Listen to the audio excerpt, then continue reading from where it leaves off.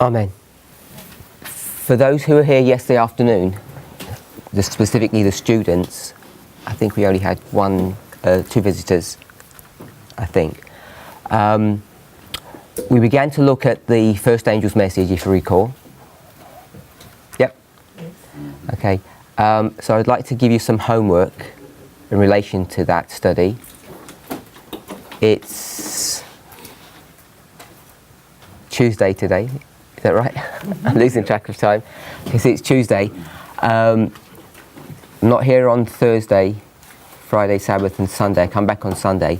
So by Sunday, so this is for all the students, I'd like a paper done. I'd like you to submit a paper by Sunday, printed, preferably, on proving that the first angel's message arrives in 1798. I'm expecting somewhere around 500 words. Yeah. So 500 word paper by Sunday that demonstrates why the first angel's message arrives in 1798.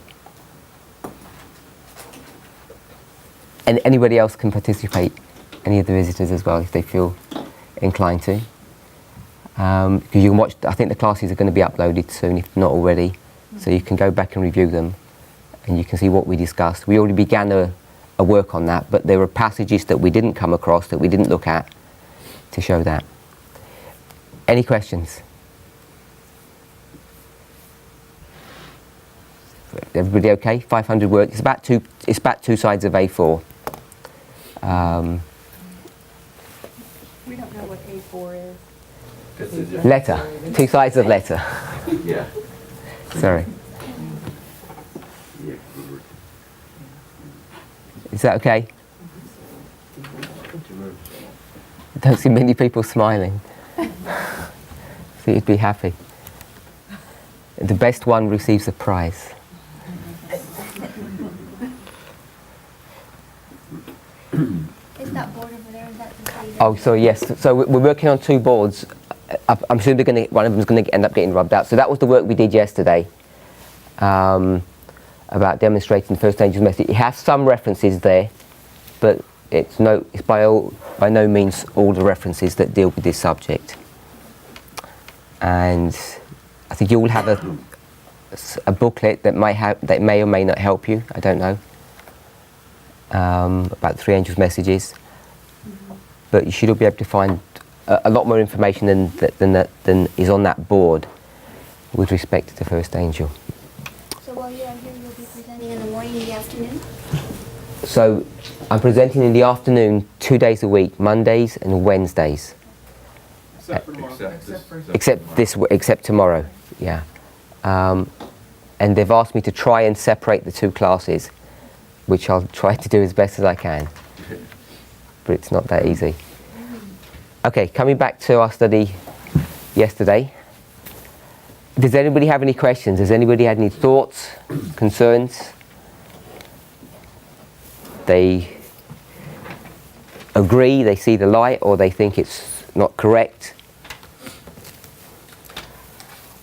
Or you haven't thought about it?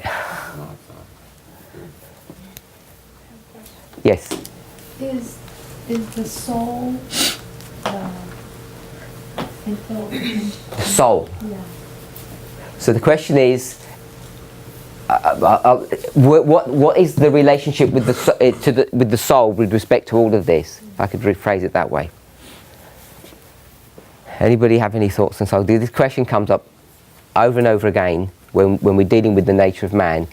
What is it? What's the soul to do with all of this? Brother Theodore. Well, that Adventist Home 327.1 addresses a little bit the idea, but it's about the being. You know, the soul is the whole being, right? So it's all the aspects of a person, is my understanding of it. So because sometimes we have the being. Speak a little bit louder. I don't know if it's going to get picked up. Well, it is? Okay. yeah, it's getting picked up. So yeah, the being, because Ellen White often talks about the being, the whole being. Okay, does that answer your question? It's the whole being. Well, yeah, and I was trying to connect how when I talk to my friends who are not Adventists, and they have spirit, soul, and body, and of course when they die, their spirit goes to heaven, and they have all that. Okay. Sister Tanya. Could you just do a quick overview of what you were trying to demonstrate yesterday?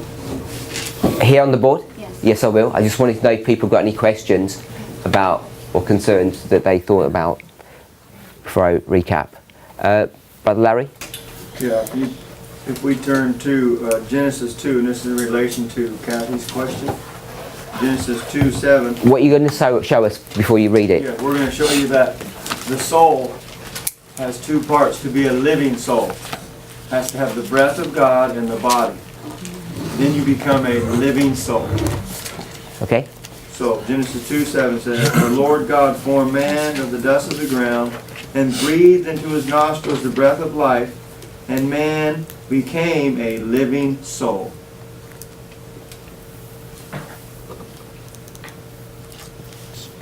The question of God being asleep during the time of the tares being sown in with the wheat.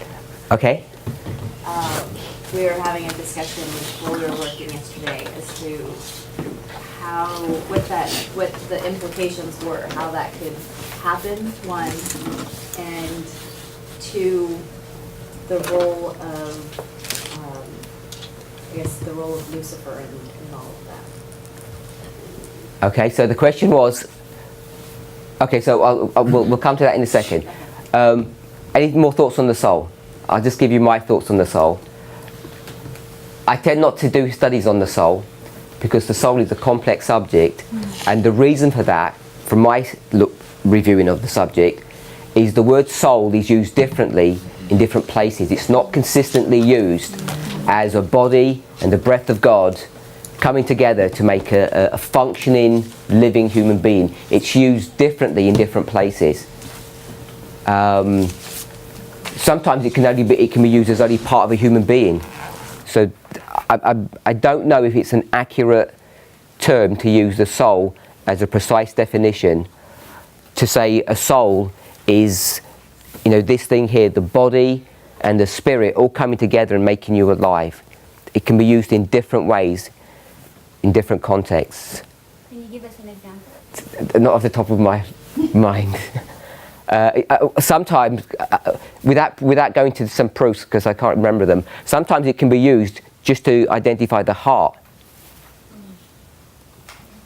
Sometimes the soul is used as a replacement word for heart. So it doesn't seem that straightforward to me, even though that Genesis quote is, is a standard understanding. But you get into problems, I think, when Sister Kathy spoke about the soul, body and spirit, all being broken up into bits and pieces. We have to really think about how these verses or statements from Spirit Prophecy are put together when it uses the word soul. I don't think it's straightforward. Brother Tyler. A good definition of this is in Matthew 10:28, which is going to show us the difference between the body and the soul in time of destruction. Matthew 10:28, "And fear not them which kill the body, but are not able to kill the soul, but rather fear him which is able to destroy both soul and body in hell." So there's a different definition there of the soul than in Genesis 1 or Genesis 2. I do not want to have a discussion on the soul. If you're going to respond to that, I want to back out of it. Well, all I'm saying is about the word being. It's just the being is often what Ellen White uses in the sense of because we exist. And that's really what the soul is about there, is that there's an existence of a person. But it can be different categories. And that's, so I know you don't want that discussion, but I think if people at least start there and look at it when they study, when we look at this, there is a sense where we have to understand what a being is in this context of what you're studying. If this is on the soul, I'm cutting the subject off. I was going to ask something relating to yesterday. Yes, say yes. I've agreed with what you said, that the us, who we are, is separate from the physical. but in your illustration in the box in this board, you have, I didn't quite understand how you're putting right there under weave, the man being separated into 3 parts, when you kind of see that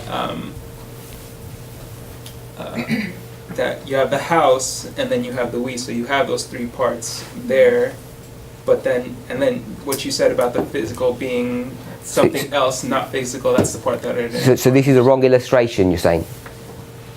Well, I don't understand what you're trying.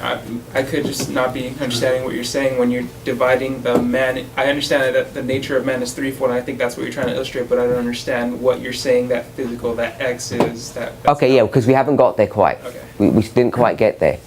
And remember, I said that there's things on the board that sometimes are not correct, that end up staying on there for a bit longer than we might want, because we haven't quite tidied the things up. There are scriptures which I'm not prepared to mention at the moment, or quote where they're at, but God never slumbers or sleeps. Okay, so this is back to Matthew 13. Yeah. Yes. So Sister Tanya. I just want to back him up on that. It doesn't click in my mind either. Okay.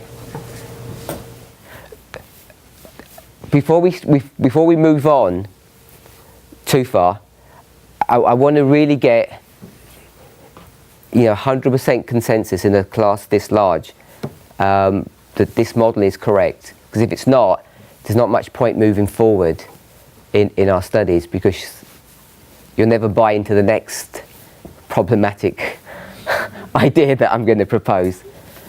So I really want to spend a little bit of time making sure that we all agree that this is basically correct. The problem is we can't bring all the Spirit Prophecy quotes and all the Bible passages in a class, because we'd spend a long time dealing with that. So I'm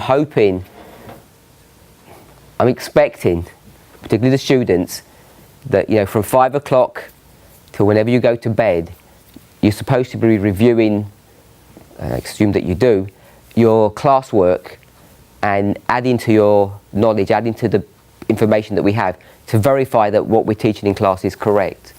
I mean, that's why you have a whole evening free, according to my understanding. So please don't while away the evenings doing washing and cleaning and the cares of this life, because you're here for a few months and you're here to study to make sure that these things are so. Is that how you understand what you're supposed to be doing here? Yeah? Okay. So we began our study by looking at what a human being is, and it just so happened that we launched our studies in this direction because Sister Kathy put a statement in the dining hall from Adventist Home, page 127, paragraph 2. And maybe some people who, I don't know if you took the time to read it, we did on our table, people wondering, what does this passage mean? She only did a small phrase, a small little section from that paragraph. So I began by looking at that, and that's what we're discussing. So we read that, and I took us to the threefold nature of man. We saw that Review and Herald, January the 10th, 1882. It says intellectual, moral and physical. So I'm asking, what are the three components of a human being? And people originally said that it's spiritual and practical, which means it's the human body. So I've got here non-physical, and physical, it's a body. That's what people assumed that this model meant from the Review and Herald article. Nature of man is threefold. So I'm suggesting that that is not correct. So that's the premise that I'm building upon, that what's being described here, it says physical, is not dealing with the human body. So I've got a brain, a heart, and a human body. So these are not representing the physical organs. They're just meant to be symbols to describe the nature, or I don't know what to call it. I'll call it just the nature of a human, or the faculties of a human being. Let me use that, faculties, because that's another word that Ellen White uses, the faculties. Someone said that they have equal weight. So do we agree that they don't have equal weight? Just from the Adventist Home passage, we'll read it again, because she speaks about lower passions and higher powers in connection with a human being. So whatever it is, these higher and lower powers of a human being, they don't have equal weight. So can we take that out? Yeah. Yeah. Then we went to Healthful Living 13.5. So maybe we should read that again.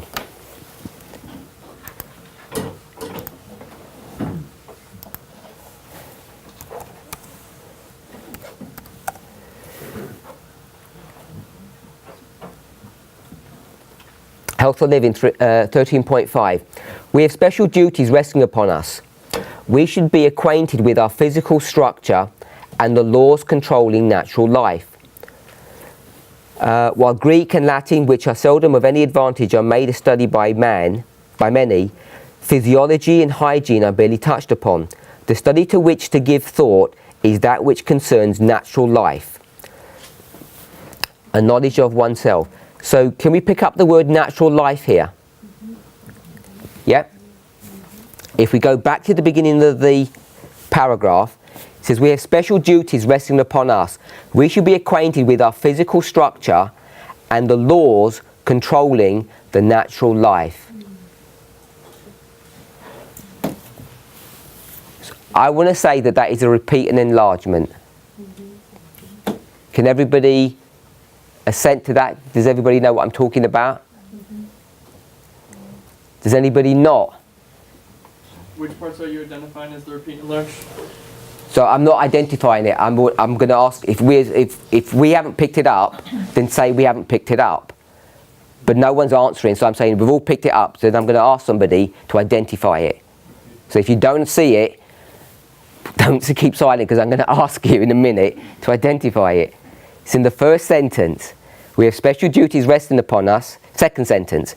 We should be acquainted with our physical structure and the laws controlling natural life. Brother Luke, can you see it? Yeah? Okay, so you give us the repeat and enlarge then. Let me, I don't want to rub too much off.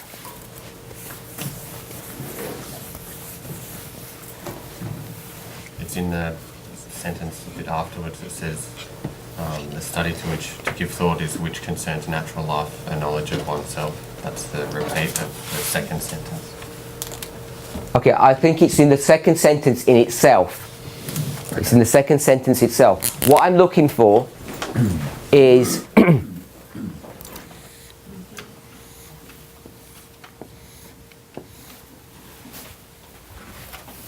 so this is the repeat and enlargement of this.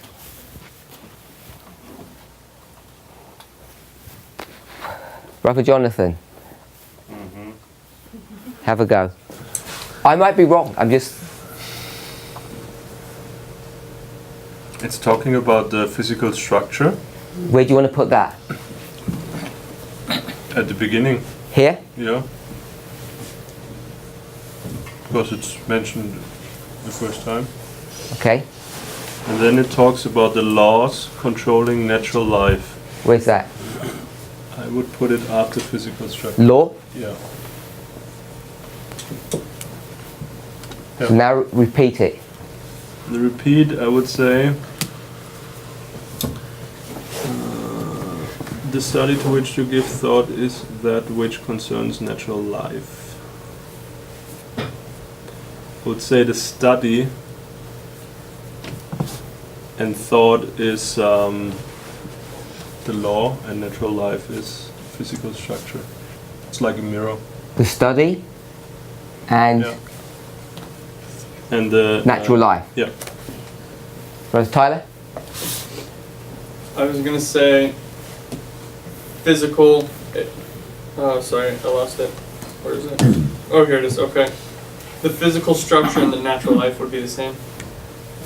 Okay, so how are we going to structure that? If you're gonna do the four things: physical life, and then natural law, or natural life. Sorry. So I'll do this. Maybe you don't agree with it. Where are you going to put? Which sentence are you in? The first sentence. That second Okay. sentence. Yeah. So we're going to put. Physical life. Or physical structure. Sorry. Where does that go? What? Where does that go? Then the first one. Here? No, I'm saying The whole thing? Is the whole thing, Yeah. yeah. So you want to do this, physical structure, natural life. Yeah? If we're identifying it only in that second sentence. Anyone else? There's another line. It's actually, we need to know right here, it is to study, to which to give thought, is that which concerns natural life, and then oneself. Okay, what I saw, maybe I'm wrong, is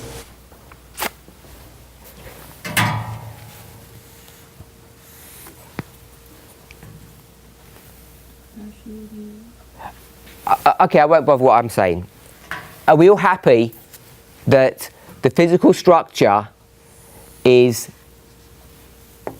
the natural life? Are we okay with that? Physical structure is natural life. That's all I wanted to really pick up. So we're all going to agree on that. They're the same. They're the same thing. And Sister Tanya mentioned one more thing. What did she say? Sorry? Oneself is what? Natural life. No, don't tell them.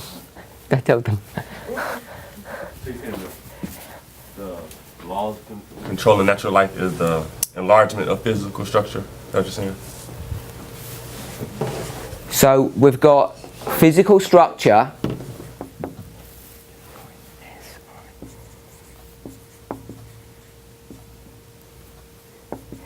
equals what? Natural life equals what? I'll just put oneself. We agree with that? No. We don't agree with that. No.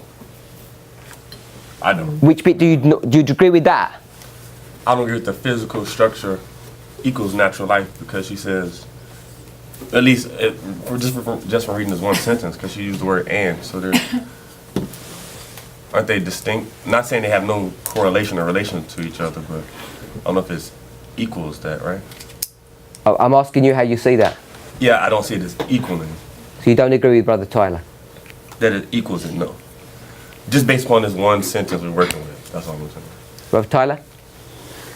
I think you have to read the rest of the paragraph, and she's gonna tell you, she's gonna continue to interchange the physical structure and your natural life together, or in natural life together. So We haven't read the rest of the paragraph. That's what I'm saying based upon this one sentence. So you don't think the natural life is the physical structure? From what we've read together as a class thus far, I can't say that they're the same. I don't. They're I'm just gonna two. read more. They're two separate and distinct things. Because she used the word "and," so she's identifying two things. And I understand what you're saying, but I'm saying you see that there's two separate, distinct things. Yeah? As of now, yes. Where'd you say the word "and"? She says. Second sentence. We should be acquainted with our physical structure and the laws. Right. So the "and" is connected to what? The natural life or the laws?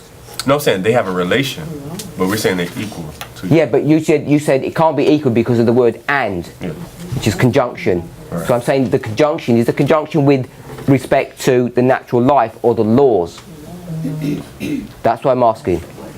Because your argument to say that they're not equal is because of the word "and." Right. And infers that it's a list, two separate things. Yes, sir. What I'm saying is the "and" connected to the natural life or the laws. Because you're connected to the natural life, making them two separate things. But I think Brother Tyler is saying that the "and" is connected to the laws, not the natural life, which would allow you to say that they are equal, depending on how you actually read the sentence. The reason why I'm making this point is because I want us to see how inspiration structures things repeatedly. And, you know, we could read the whole paragraph, and I guess as Brother Tyler's saying, you could prove it, and I'm guessing that's what you're inferring. But if we read the whole paragraph contextually, it would demonstrate that this is so. But what I wanted us to see is when we read just short passages, whether or not we can identify patterns in those in those words, whether in the scriptures or a spirit of prophecy, that they use this methodology over and over again. And if you can see it, it gives you the ability to open up the word in a way that otherwise you wouldn't be able to. Because you don't need to keep your hands up. I've seen your two hands. What I think we have a tendency to do is we'll read a sentence or a Bible verse, then we'll pick up a word and we'll try and understand what that sentence or verse is saying, and we'll go somewhere else to try and bolster that, which we call proof texting or line upon line, which is all fine. I'm not saying we shouldn't be doing that, but what I think we end up doing is we don't actually spend enough time looking at the word or the verse itself, the words in the verse, because more often than not, we can go to the verse and the verse will explain everything for us. And we don't actually need to go anywhere else. But if we did, it would be further expanding or a second witness to something. So that's all I wanted us to see, is if we can become familiar with this technique, it opens up a lot of information for us, because in this paragraph, you know, it's pretty clear that they are equal to each other. I think we can all agree with that. But I wanted to see if we can see it just in the way the sentences are structured. And the reason why I wanted to pick that up, because I know it says the word and. And because it says the word and, our inclination is to make them two separate things without approaching the verse and becoming familiar with techniques. Because if you don't become familiar with reading scripture, you miss information, and that's what we're required to do, isn't it? We're required to come to the scriptures through practice and see things that novices don't see. I'm not trying to say that anybody's a novice, but I hope that's why I'm spending a little bit of time on it, because it's not just to work this out, because I think we could all prove that, but I want us to become familiar that we should be looking for these things. So, Brother Tyler. Yeah, I was just going to say what you're saying is that the laws controlling are the and laws controlling, and natural life is referring back to the physical, or the physical structure. Okay, so before Brother Theodore wants to make his point, maybe I should say what I saw as repeat and enlarge. I think it was acquainted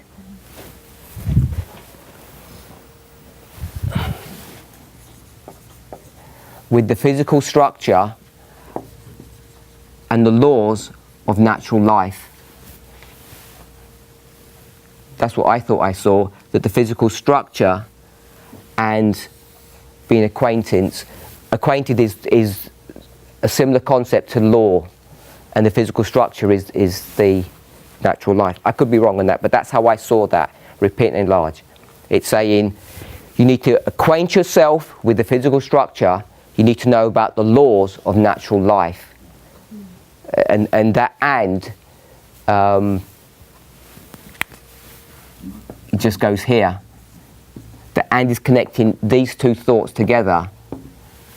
And so what you need to be acquainted with is the same thing as law, understanding law, the physical structure and the natural life.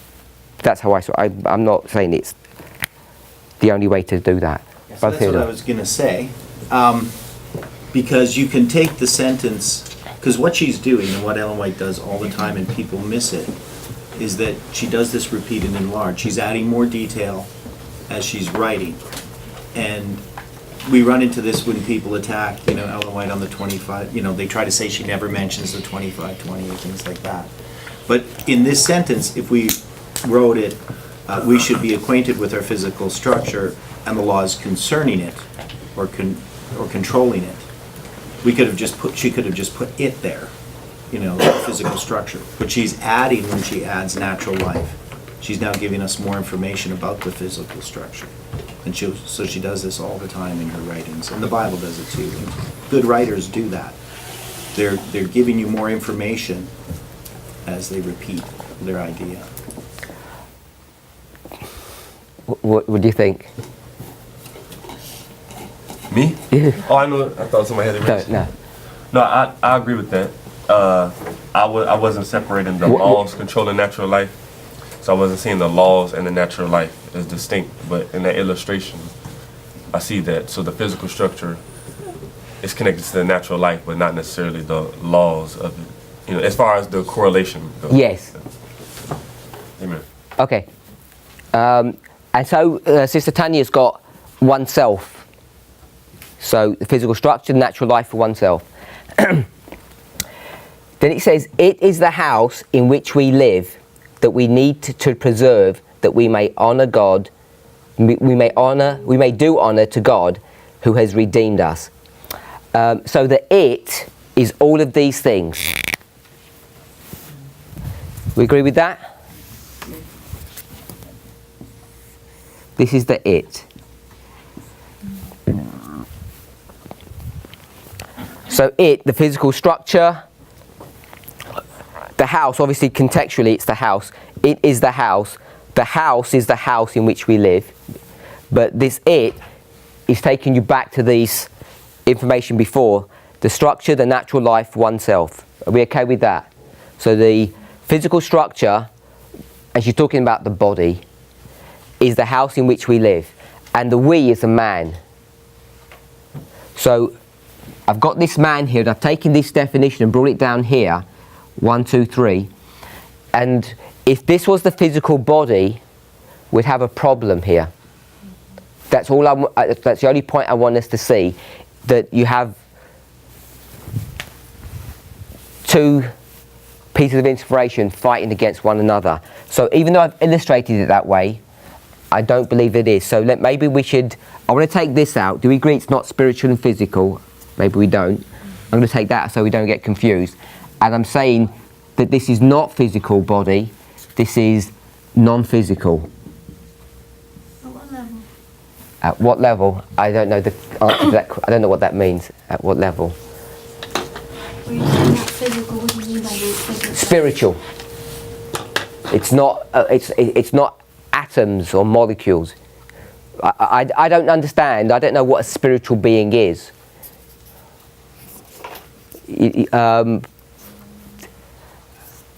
Or like I don't know. I don't know how to describe.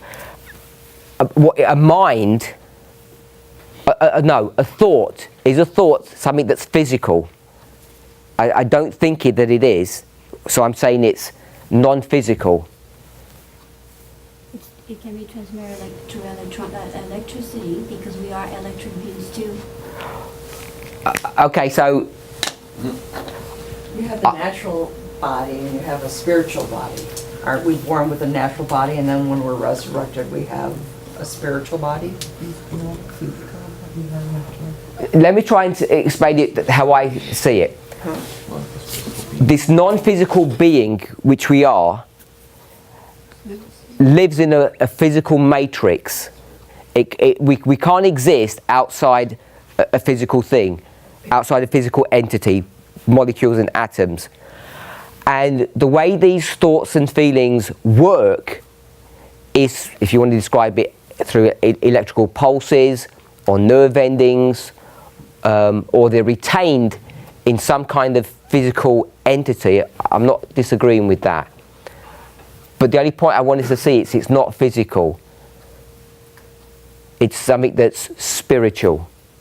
Your thoughts and your feelings in your body. Yeah, you can't take a picture of your thoughts. You can take a picture of a brain, you can do a CT scan, and you can see, electrical sparks flying around. You can see, different areas that are working. They can monitor that. They know where your thoughts are in the brain. But if you went into the brain, you could cut out a portion of the brain, but you can't cut out a portion of thoughts or feelings. That's all I mean. You can't see one. You can't take a picture of it. So it's not physical. So we know that the brain and the mind are not the same thing. They're two different things. Yes. Okay. The mind is housed in the brain. Yes. The mind is housed in the brain. I'm going to say that the moral is housed in the brain. And I want to say that this is also housed in the brain. It's all housed in the brain. The reason why I want to make that assertion is that if you... I think they can do this now. I don't think they do it with human beings. If you've got an animal and you chop their head off and you plug them up to some kind of machine, they'd still be alive. And they'd still be the same animal. The body would just be discarded, of no purpose, of no use.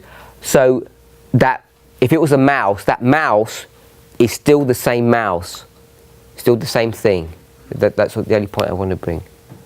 But we also know that the heart and the mind are constantly communicating with one another without any blockage. So even the Bible actually intermixes them to sometimes say the brain, the heart, they actually mean the same thing. And to me, that's what is sometimes confusing, that it seems to make them the same thing, but I want to keep them separate and distinct, so that then to say that they're not the same thing. They have different roles.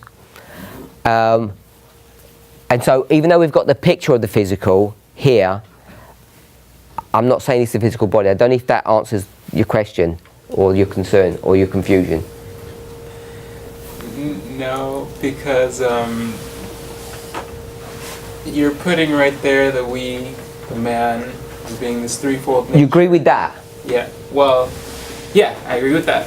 But what Ellen White is saying, she's using that whole sentence kind of in a way to, I guess, explain the nature of man, and the house is separate from the we, which is the same illustration as you had on the other side, which is the we inside of a house. Yeah. So I don't know why you're putting the physical there with the man. When It's only the picture, and I'm saying it's non-physical. What do you mean on the bottom? Yeah, so I'm going to put non-physical here. Yeah, I understand what you're saying. I just don't agree with it. I don't know. You don't agree with the picture?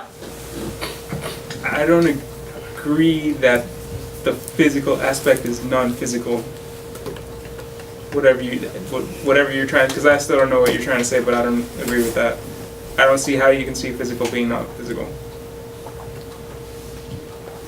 If you're trying to describe the nature of man, I'm saying the nature of man has a physical side. Okay. So fundamentally you don't agree with this when you said you did? No, but if everybody agrees with it, we can move on. I don't mind, but I'm just saying, because you said you did agree, but you don't. Okay. And I don't mind you not agreeing, but it's just that what I find is people say that they agree, they really don't. Which part did you say that I agree with, which I don't? Well, you tell me which parts you agree, because I thought you agreed with all of it. You agree with everything I'm saying? Obviously not. Yeah, you didn't agree with what I'm saying. No, what part did you say that I agree with that I'm not agreeing with? I assumed that you agreed with everything. No. When did I say that? At the beginning of this class. No, I was waiting. No, I brought the point up in the first place, saying that I don't understand what you're saying, waiting for you to resolve, waiting for you to clarify. Okay. My sister. I think we have to classify the nature of man in two categories. I think the nature of man, threefold nature of man should be the spiritual side of classification or category, and then the other classification should be the general. So general is spiritual and physical, or intellectual and physical, and then the spiritual is this one that we're discussing about, the threefold nature of man, which is more non-physical. So the general, it should be the spiritual and physical, or the intellectual and the physical body. That's a statement you're making, not a question. Is that an agreement? I'm agreeing with what we're discussing on the spiritual side. Okay. Yeah. The reason why this is important, I think, is because once you start making the physical body, our bodies, part of a human being, people start coming up with strange ideas. Extremely strange ideas. Sister Tanya. What I'm struggling accepting that is when you're thinking about divinity and humanity combined. My thoughts on that, you got the divinity, you got the spiritual, you got the Holy Spirit, intermarrying with the humanity. And so if I want to be spiritual and then the other spirit, then I cannot really connect those two together when it comes to that equation. That's what I'm struggling with in what you're saying. Sorry, Sister Shamila had a question ages ago. When Christ came to earth, he came as a physical being, although he was a divine spiritual being. So the physical has to be there. We've been created physically, but we have that capability of becoming spiritual beings. I mean, because we're living souls, as the Bible says, so living and soul, and the living is the physical, and the soul is the spiritual. So there is, the two elements are there, the spiritual and the physical. So is that a definition? Spiritual is the soul. Is that what you said? Yes. Spiritual is the soul. And the physical would be the living. We're living beings, physical beings. The living and the physical go together, and the spiritual and the soul go together, living soul. Adam was made a living soul. Yeah, so the two, the living second soul, Adam was I'm a saying is quickening this, spirit, wasn't it? sorry? Oh, let her finish her point. So when the Bible says that in Genesis, exactly, this one, I think it's chapter 1 or 2. 2:7. And God created man to be a living soul. He breathed into man the breath of life, and man became a living soul. So the living soul is that we're made up of two elements, physical in the flesh, however we have the spirit. The spirit is there as well. What spirit? I don't understand when you say spirit. The soul. Spirit and soul are, I believe, synonymous. I think it's, sorry? I think it's character. Yeah. So, because the Bible says the flesh is weak, but the spirit is willing. So I don't think you can throw Bible verses like that at me and expect me to accept them, because I don't even know what that means when you say you the don't flesh have is to weak. accept them. I'm just using. Yeah, but you can't use them as- to bolster an argument. So you're saying that soul is spirit. Yes. So when Adam was created, here he's created, God breathed into him a soul. Yeah. So he became a living soul. No, but you know, you're shifting the definition. You're saying he breathed into him. What was breathed into him? What was given to him? Breath. Breath was breathed into him. And what is that breath? Became a living soul. What is the breath? The breath was the Spirit of God. So is that spirit the Spirit of God? I'm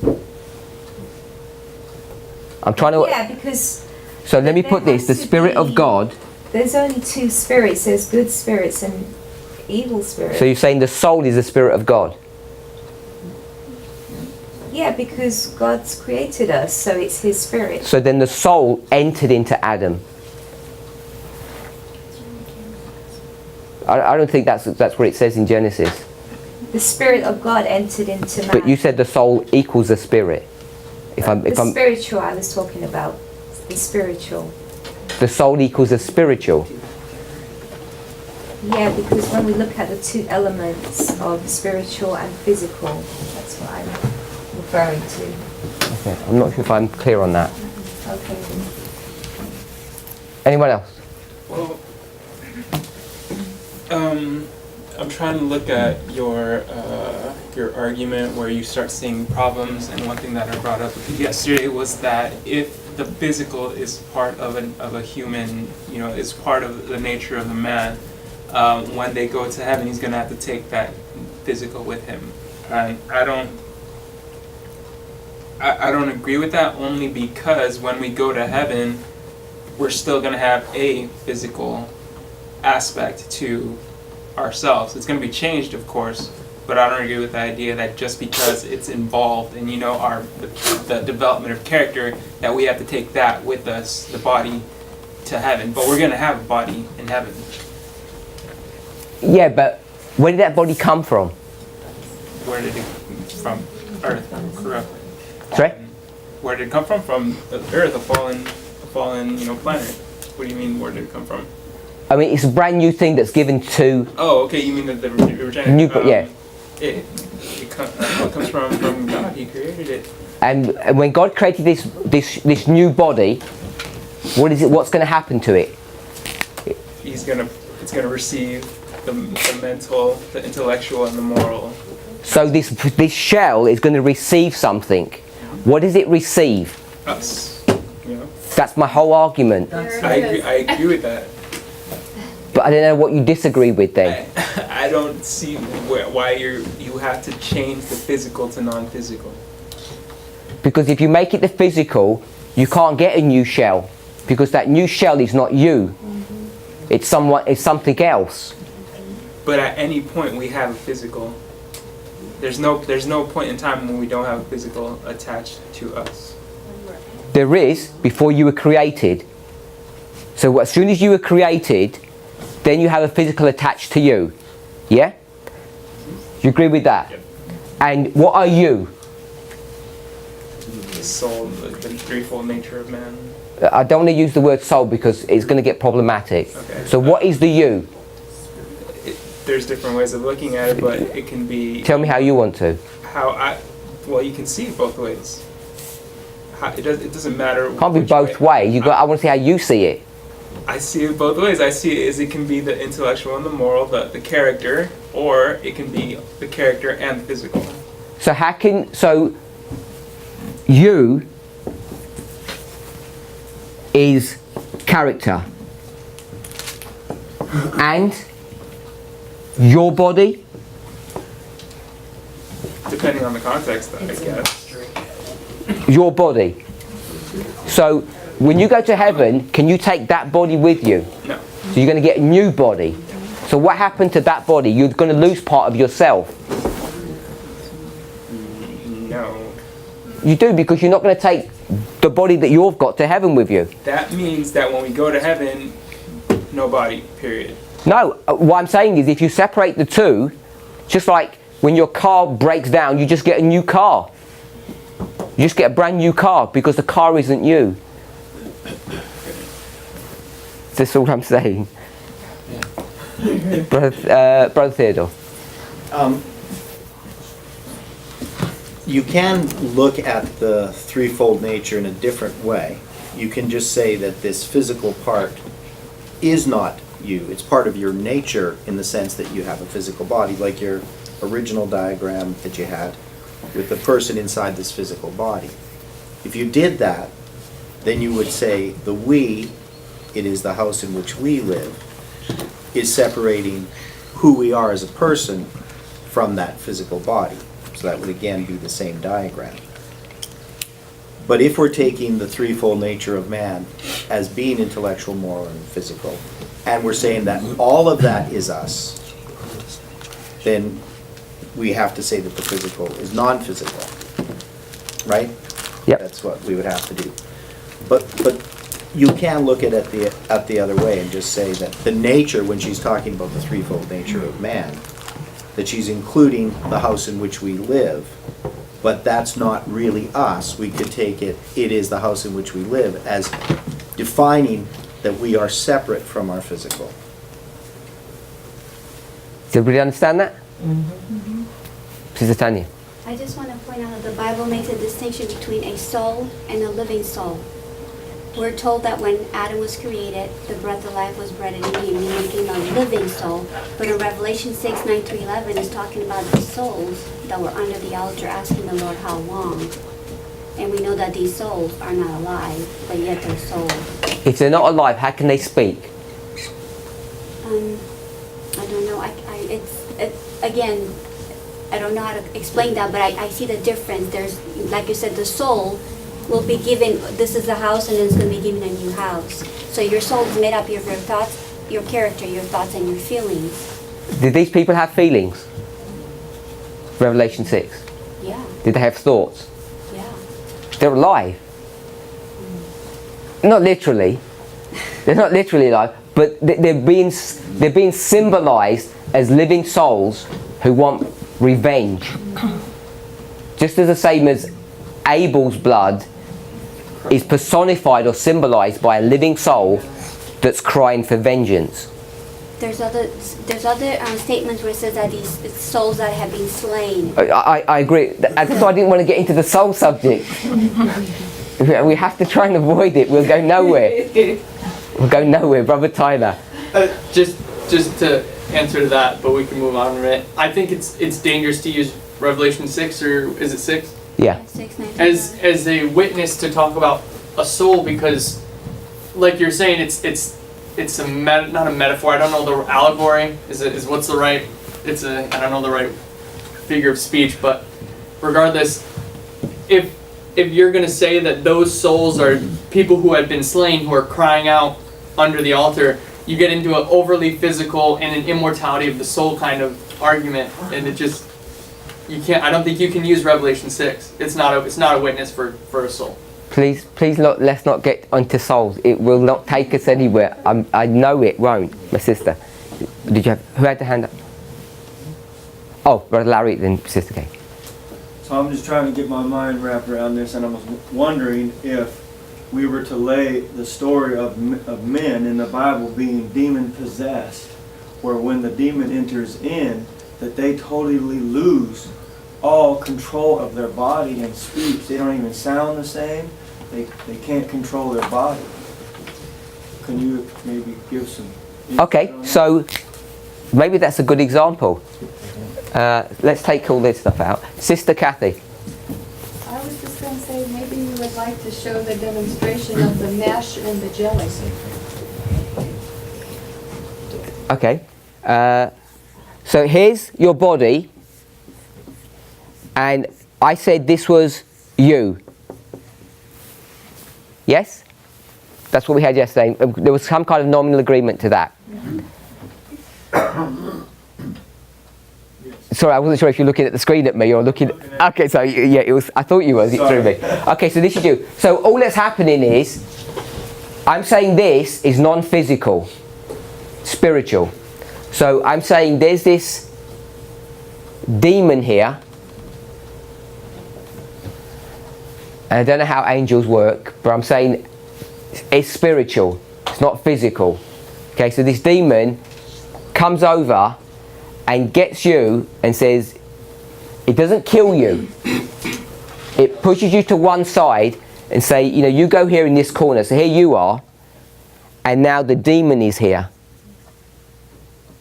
And now what the demon is able to do is pull all the strings and start controlling the arms and the legs and the voice and the eyes, and it's starting to control this human structure.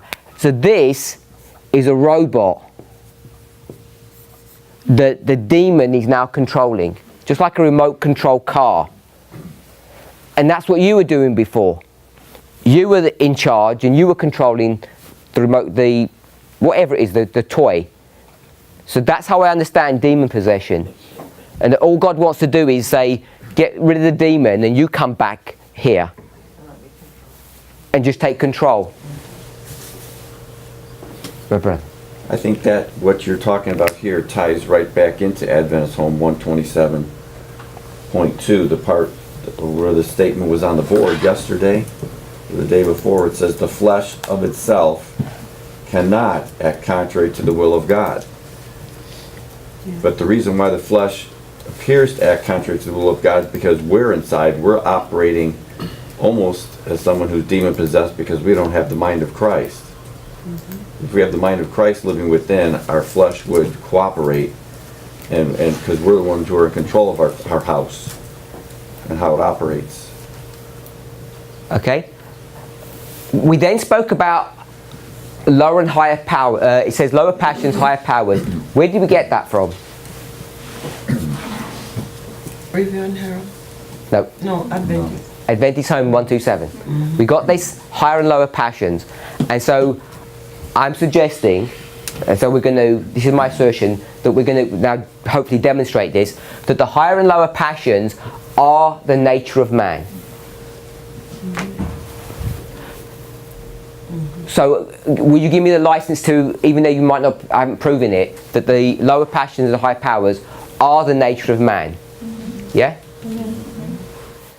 Could you agree with that, my brother? Higher and lower passions are the nature of man. I think so. I mean, she says that they're connected with the physical.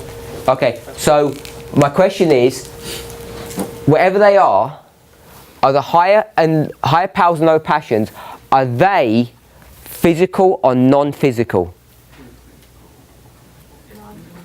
Sorry? The higher powers are physical? Oh, that's right, yeah. No, lower passions are physical, higher powers are... Okay, so you want to make this physical. No, I'm asking my brother. And you want to make this non-physical. I'll call it non-physical. Yeah? I think so. Okay. So this is the problem that we face when we're dealing with this, is how we define what these passions or powers are. Okay? So let me just ask you a question just from the word, with a dictionary definition of it. So if this is a physical, is my finger physical? You agree with that? My arm, my eyes, yeah? So we understand what physical is. Does my, okay, so hold on that. What would you define as a passion? Passion? What does passion mean to you? That's an emotion. An emotion. Yeah. So you're gonna make this. So can I say change that to lower emotions? No. Tell me what the definition of passions are then.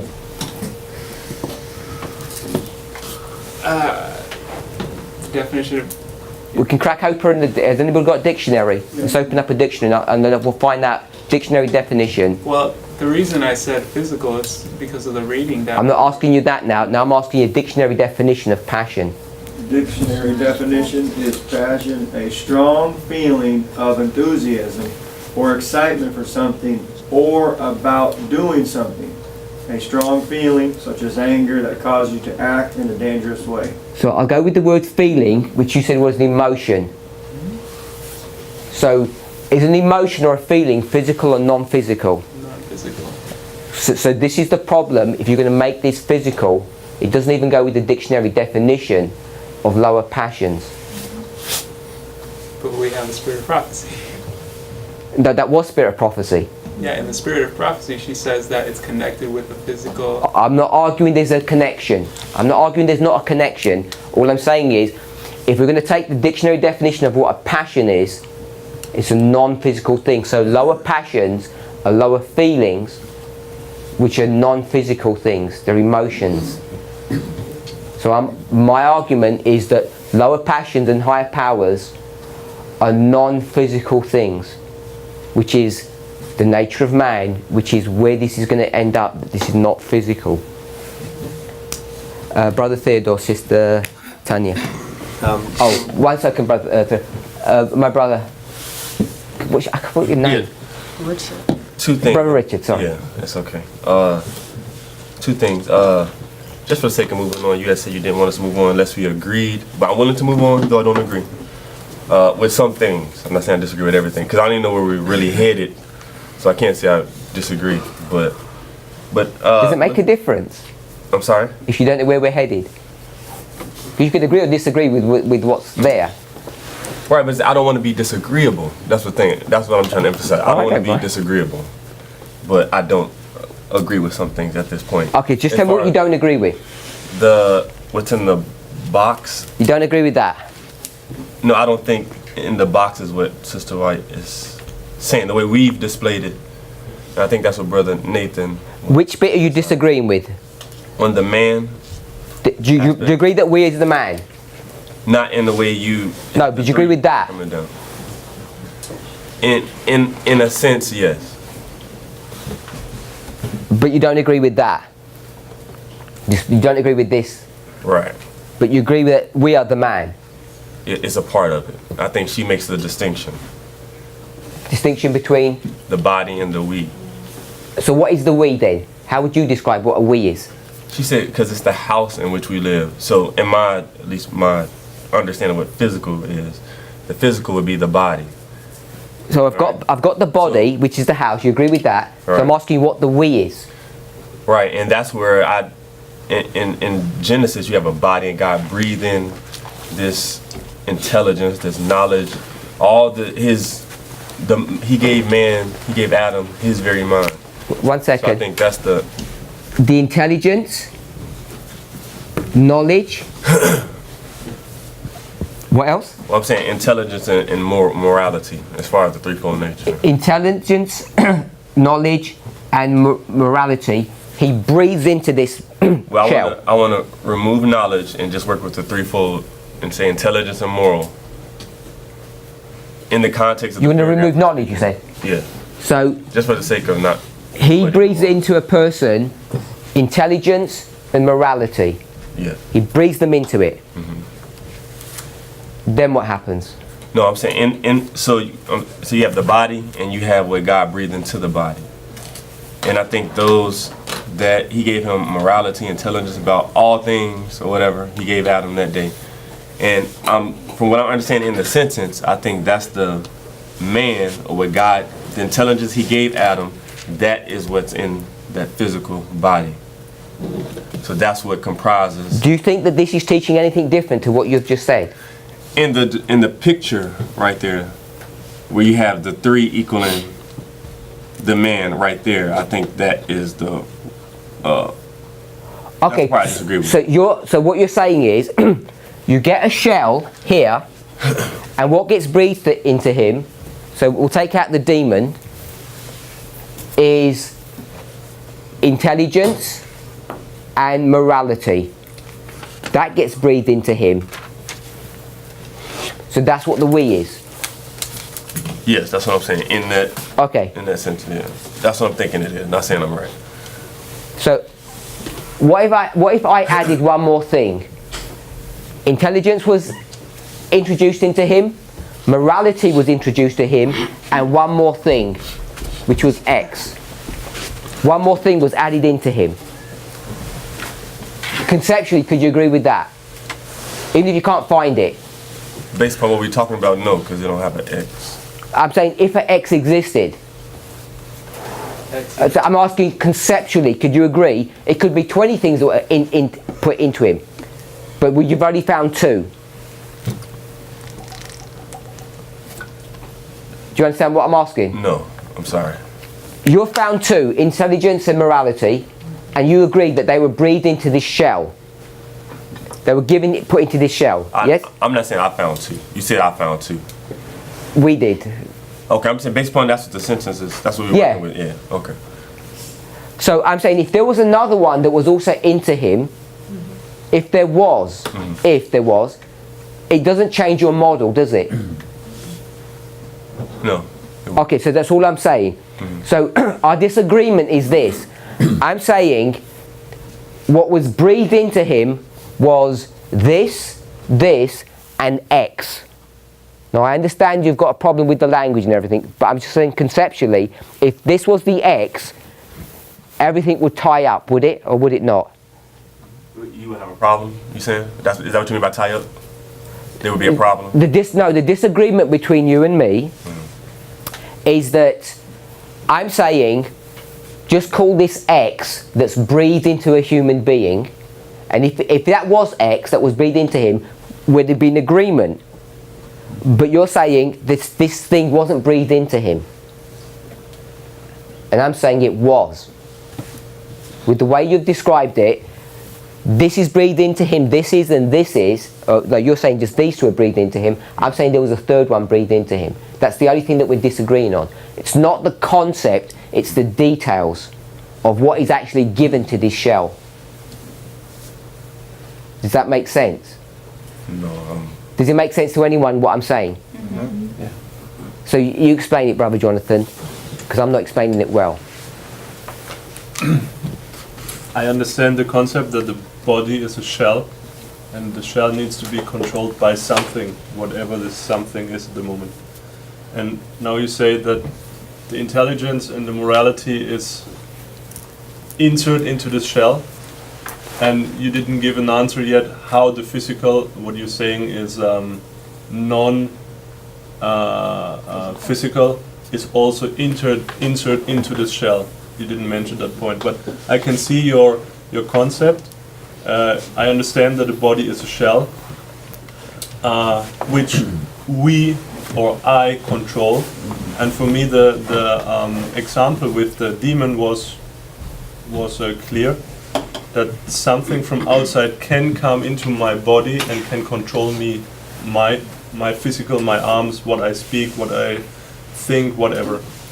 And so I'm curious about the physical, how the physical can enter my shell and do whatever, I don't know. But this is how I understand it. I don't know if this makes...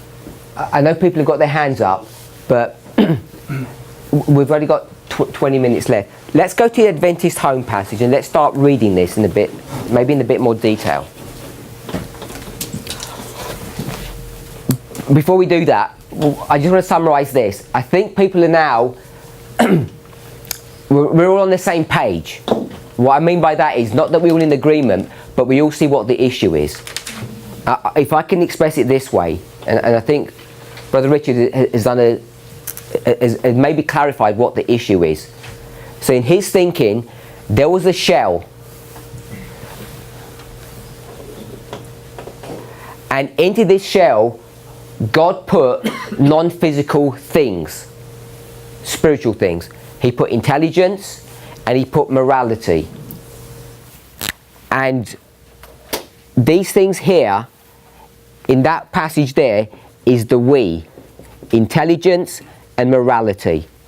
Or I'm going to say the you or the man.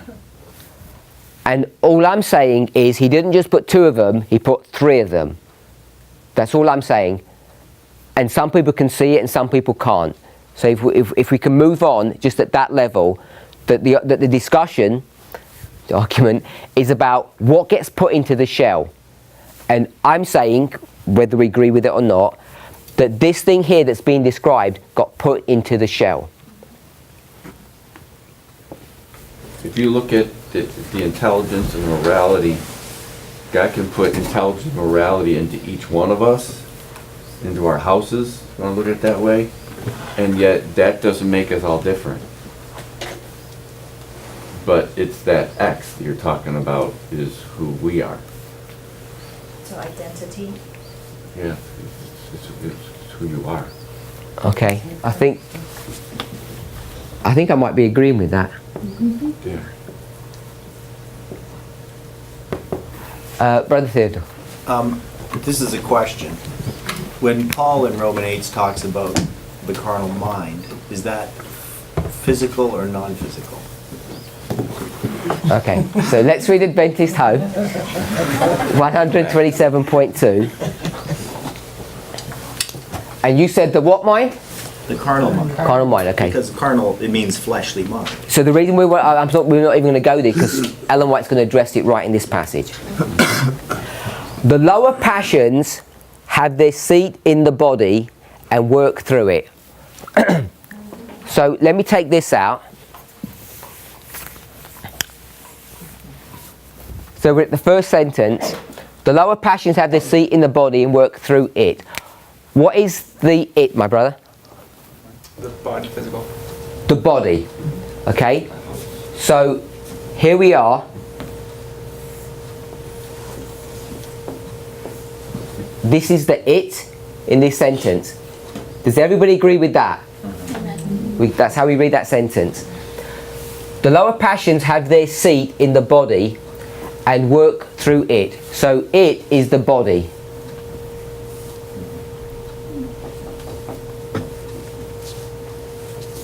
So lower passions. I'm going to call this LP, lower passions. Are the lower passions the body? Not in this context. So we can all agree with that. Because that's where we got this lower passions here from this passage.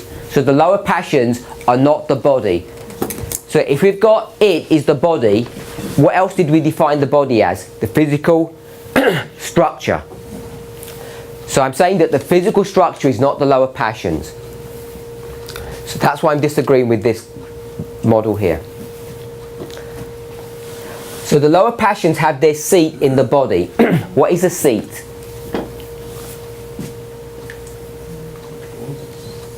Well, it's a place where you, like, it would be like the seat in an aircraft that the pilot sits in. It's something where he can control. Like the seat I want to try and get some of the students to do more work. The students do more work. It's so tempting. Place. Sorry? The control center. The control center. That's what Brother Theodore's saying. Yeah? the control center.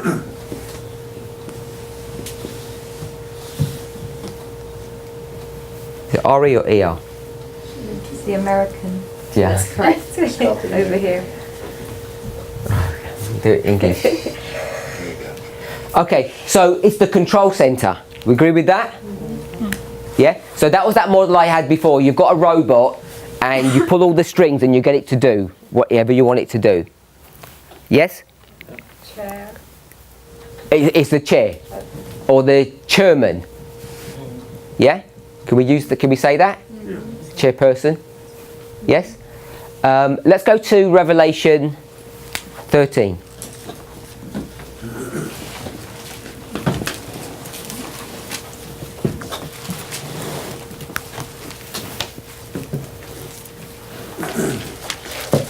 Brother Luke, could you read that for us? What verse? Oh, sorry, verse 2. Don't watch the board. And the beast which I saw was like unto a leopard, and his feet were as the feet of a bear, and his mouth as the mouth of a lion. And the dragon gave him his power, his seat, and great authority.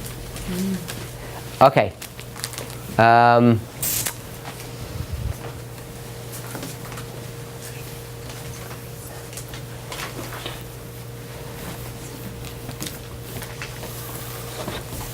Oh, I was going to say, if you can explain what this verse means, but not the whole verse, because it would take too long. So Revelation 13, verse 2. If you're reading the King James, there's a colon there, yeah, after the word lion. So can you explain the rest of the verse, Brother Luke? After the last part of the verse. The last part. It begins with and. And the dragon. Yes. Yeah.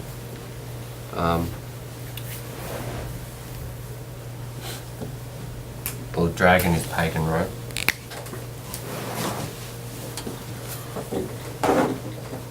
You're saying the dragon is pagan Rome.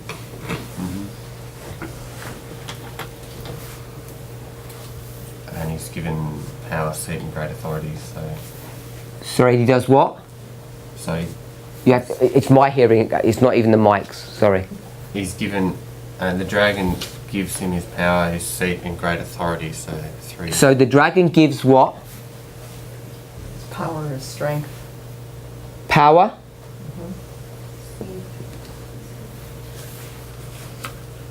His seat. Seat. Chair.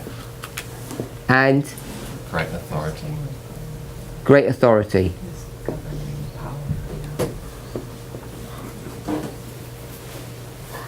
Gives who?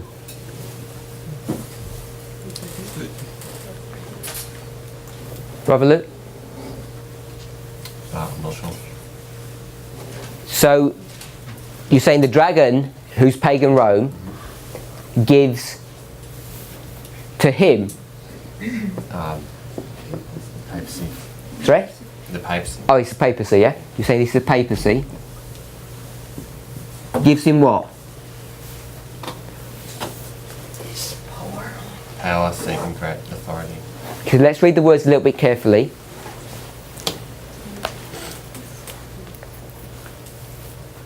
And the dragon gave him, we got that far? Yeah? It says his. Who's the his, Brother Luke? So pagan Rome. Sorry? Pagan Rome gives the papacy. So the his, Power. you're saying this is whose? Brother Luke. Papacy. The his is the papacy. Yeah?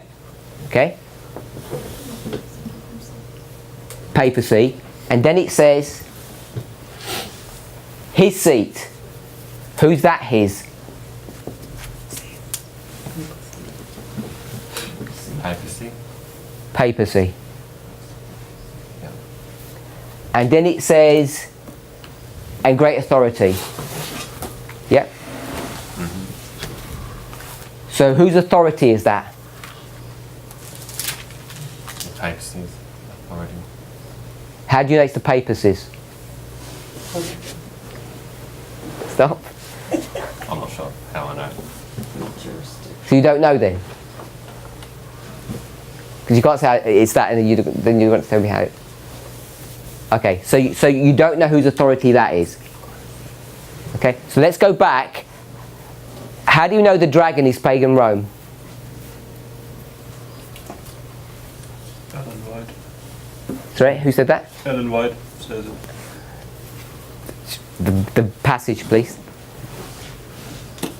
Great controversy, I think. No, I want the reference. I don't know, but I know she says it in the secondary sentence. Because someone has to find it then. Primary sense is Satan. That's irregular. Okay, let me ask this other question. Where are we getting the dragon from anyway? How do you know who this dragon is? Where's it come from? Sorry? So this is chapter 12. So it's the dragon of chapter 12. Yeah? Someone else. Do you want the reference? That's all I was found out. Yeah, but I want someone else to find it. My sister? This is Great Controversy 88, and it says... Could you find it in the 1911 version? Because it should be the next reference normally. Oh. It's just it's easier for people to, if they're using books, to find it. Most people don't have the 1888. Is it the paragraph below? Because I will struggle with that. GC 438.2. Dragon is Satan. GC 438.2. Secondary sense. Yeah? Is that the correct reference? Yeah? Can someone just... Oh. No, I was going to say, we're trying to define who the dragon is. Yes. And if we recognize that the dragon is Satan, and Satan actually manipulates through the course of human history several entities. It's not just the dragon itself. It is brought out with different entities over time. It's not the dragon. In several places it says the dragon is different things. Hence my question, in the context of Revelation 13 verse 2, when it says the dragon gave to him some things, who is this dragon that's being referred to? So Brother Luke said it was pagan Rome. And I agree. I asked, first of all, I said, where did the dragon even come from? And they're saying chapter 12. Do we agree with that? It'd be chapter 12 contextually. We're at the very beginning of 13, and chapter 12 speaking about the dragon. And so it's the dragon is from chapter 12, and now we're saying that it's pagan Rome, so we're just trying to identify why we would say that. My sister. In chapter 12, verse 9, it says, "And the great dragon was cast out, that old serpent called the devil and Satan, which deceived the whole world. He was cast out into the earth, and his angels were cast out with him." So I'm thinking the dragon is, it says there that it's the devil. Okay, so it's Satan. So, Brother Tyler, do you want to read the passage, my sister? Where do you want me to start? I don't know, because I don't have it in front of me. The line of prophecy in which these symbols are found begins with Revelation 12, with the dragon that sought to destroy Christ at his birth. Could you just stop there? Could you just read the first portion of that sentence again? The line of prophecy So it's the line of prophecy. in which these symbols are found. Okay, so the symbols that she's going to be speaking about are the symbols of what chapter? Revelation 12. Brother Tyler? She's talking about Revelation 13. Is it Revelation 12 or 13 which she's speaking of? It begins with Revelation 12. It says... Oh, no, but she says, read that first bit again. The line of prophecy in which these symbols are found. Okay, so it's the line of prophecy in which these symbols are found. The line of prophecy. I want to know what that line of prophecy is. Is it 12 or is it 13 that she's referring to? So Brother Tyler's saying it's 13, and most of you all said it was 12. So I have a quick read again, because I want everybody to know. I'm asking this question, not that it's going anywhere, but often we don't, it seems to me we're not familiar with careful reading, and we make assertions that aren't sustained from what we're actually reading. So I want us to be become more familiar with critical analysis of what we read. Hence my stopping this and asking, how do you actually read this? So Brother Tyler's saying one thing, and someone else is saying something. Brother Jonathan. I would say it's Revelation 14. Revelation 14. Yeah, if you read the paragraph above, she's talking about Revelation 14, and she says a correct interpretation of the symbols employed is necessary to an understanding of this message. And then You're reading too fast. Sorry, slow down a bit. Oh, sorry. A correct interpretation of the symbols, after she quoted Revelation 14, 9 and 10, of the symbols employed is necessary to an understanding of this message. What is represented by the beast, the image, the mark? The line, and then now is the sentence, the line of prophecy in which these symbols are found begins with Revelation 12. Okay, so the paragraph that we've picked up says these symbols. So where you'd have to run back and see what the symbols are. And just read the phrase where it says the symbols. It's in the paragraph before, second from the last sentence, a correct interpretation of the symbols. It says the symbols, then the next paragraph says these symbols, and then when it says a correct interpretation of the symbols, it's going to tell you what the symbols are. It's Revelation 14. What's your reference? This one here. GC 438 paragraph 2 is the one that we were given, but Brother Jonathan has gone back paragraph before. Okay. So I want us to be careful of how we read, because it's easy to jump to wrong conclusions. Brother Tyler, is that okay? Yeah, the next thing she's going to do, she's going to quote Revelation 13. Yeah. So the line of prophecy in which these symbols are found begins with Revelation 12, with the dragon that sought to destroy Christ at his birth. The dragon is said to be Satan, which is the passage that you read, Revelation 12:9. It is Satan. He it was that moved upon Herod to put the Saviour to death. So what's Satan doing if he's moving him? He's controlling him. So maybe we wouldn't go as far as saying it's demon possession, but it's demon control. So now he's controlling his actions, his words, everything is being controlled by Satan.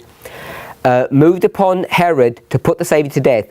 But the chief agent of Satan in making war upon Christ and his people during the first centuries of the Christian era was the Roman Empire, in which paganism was the prevailing religion. Thus, what does the word thus mean?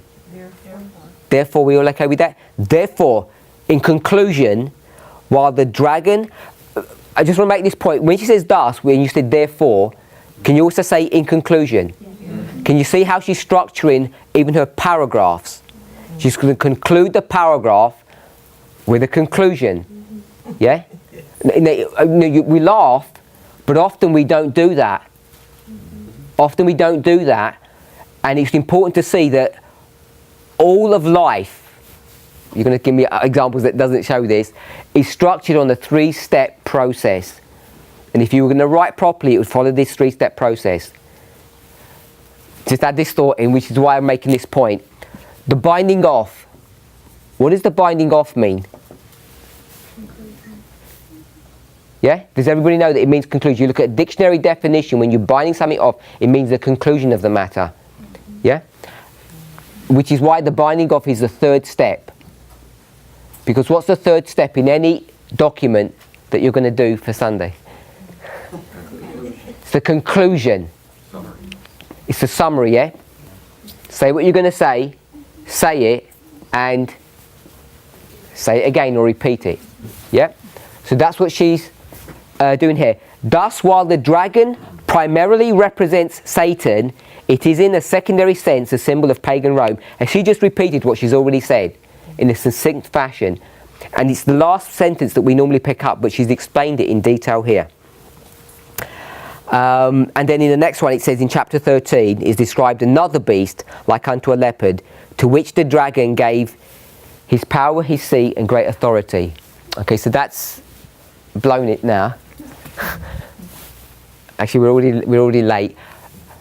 Brother Luke, Who's the his? Papacy? Okay, we've run out of time, I'm sorry. Let's summarise. It seems to me that we're all agreeing, at some level I think, that the intelligence and morality is given into a shell of a body, a shell of a man. We can see those things. I think most people agree on that. I'm saying there's a third element that's introduced into this shell. This third element, Ellen White uses his term physical, but I'm going to suggest that it isn't quite that straightforward.